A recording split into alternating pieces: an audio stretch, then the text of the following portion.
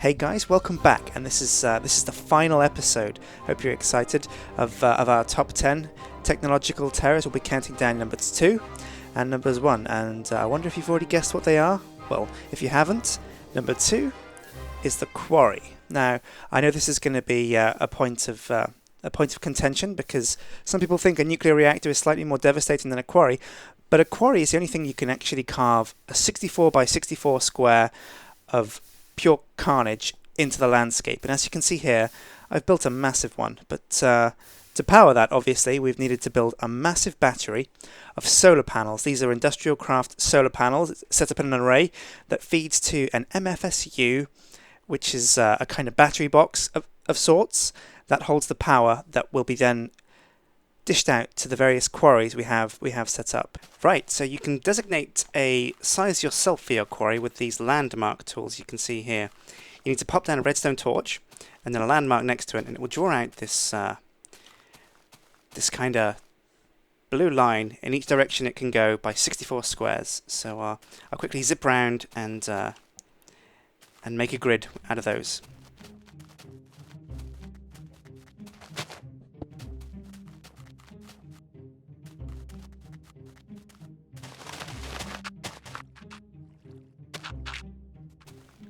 Right, and there you go, we have our grid. Now this is 64 squares by 64. This is truly massive, bigger than any nuclear explosion.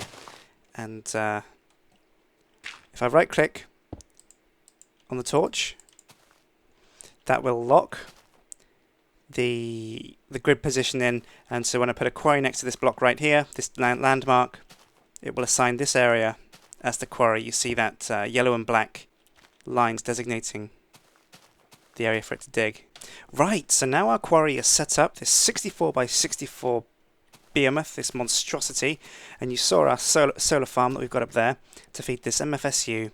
It's giving us plenty of power that we need to fuel this quarry. Let's pop down a lever and start this baby up.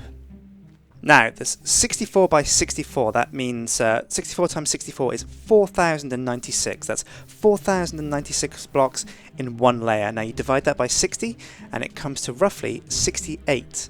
That means if you chop one block per second, it will take you roughly 68 minutes to do one layer.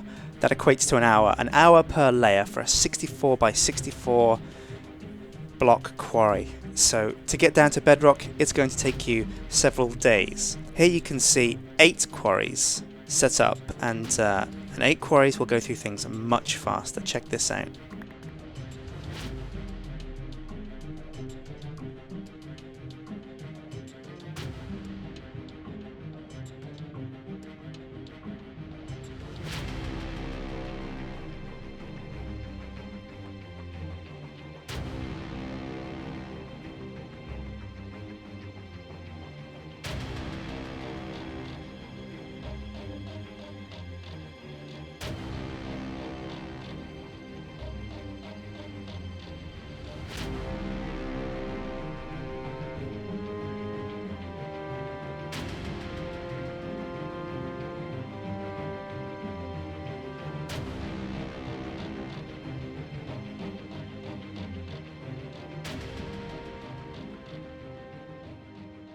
Okay guys, so that was number 2, and I can hear you thinking, what is number 1? Well, drum roll, it's the nuke. Now, I know a lot of you are thinking right now, what do you mean? What do you mean nuke? He's already done a nuclear reactor, that's way more destructive. Well, I don't think so, and I'll explain to you in a moment, after I've shown you exactly what we're going to do with the nuke.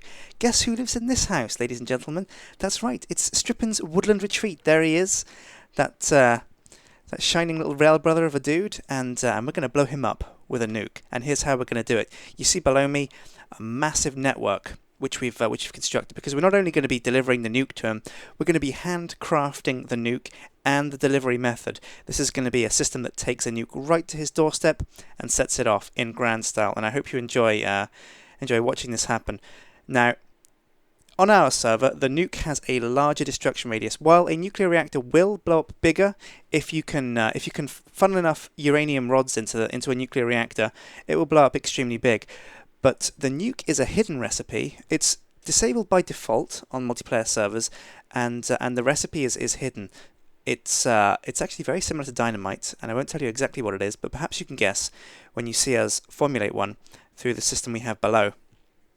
Now our plan is to drop off a nuke at Strippin's house and make him suffer, make him pay for trying to blow up a statue of me when he showed off the Rail Brothers video with Tekkit with Duncan. And let's take a look at the system that we've got set up. I'm joined by a special friend who you may remember, may know of, may have seen before. His name is Egon, and he's going to help me show you exactly how he planned to get the nuke to Strippin's doorstep.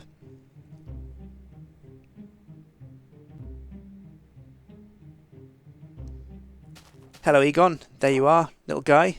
How are you doing? Are you going to help me show off what we're going to do today? Yeah, you excited? You jumping?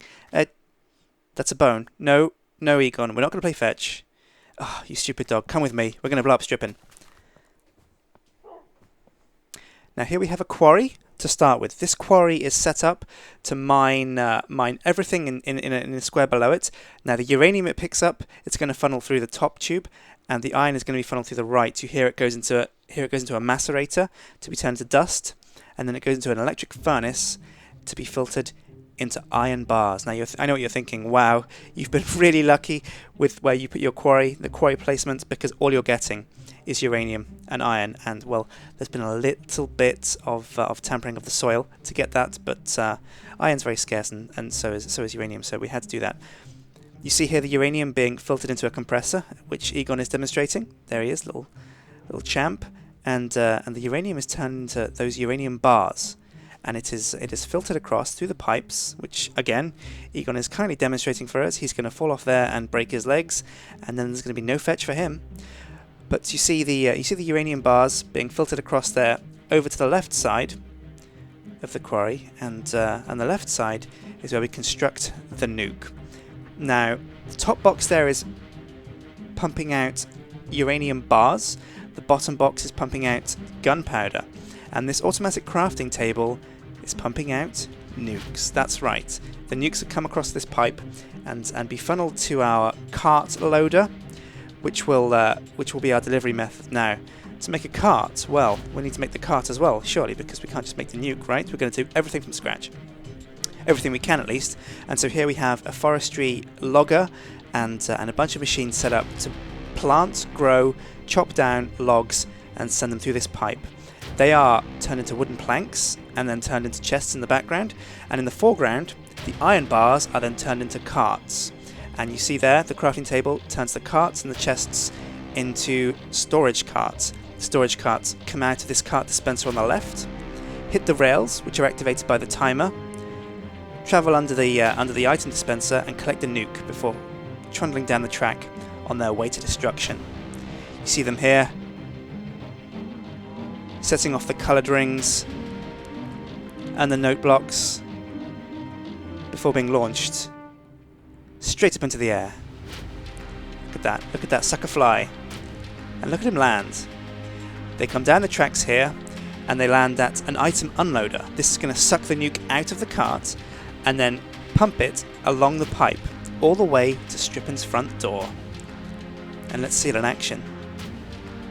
The cart hits the block, the nuke is pumped out, and there it travels along the pipe. And who's that? Is that Strippin? I wonder if he knows what's going to happen to him. I don't think he does. Where's the nuke? There's the nuke. That is a red power deployer that has deployed the nuke, and that is a timer that has just set it off, and he's about to go boom. Oh, well, hopefully Shin's learned his lesson after I blew him up with... Fantastic. Look at the size of that crater. As you can see, it was Made's decision, because, and I believe him, that a weaponized nuclear bomb should be more destructive than a regular nuclear reactor explosion. And as you can see, this thing has sent ripples out across the ocean. It's just a colossal nuke, colossal explosion. So I hope you've enjoyed our top 10 Tekkit terrors. And I've been Sjin, and it's been an exciting ride to the destruction of the Fail Brothers member, Strippin. So yeah, hit subscribe and join me for our next adventure. Thanks for watching.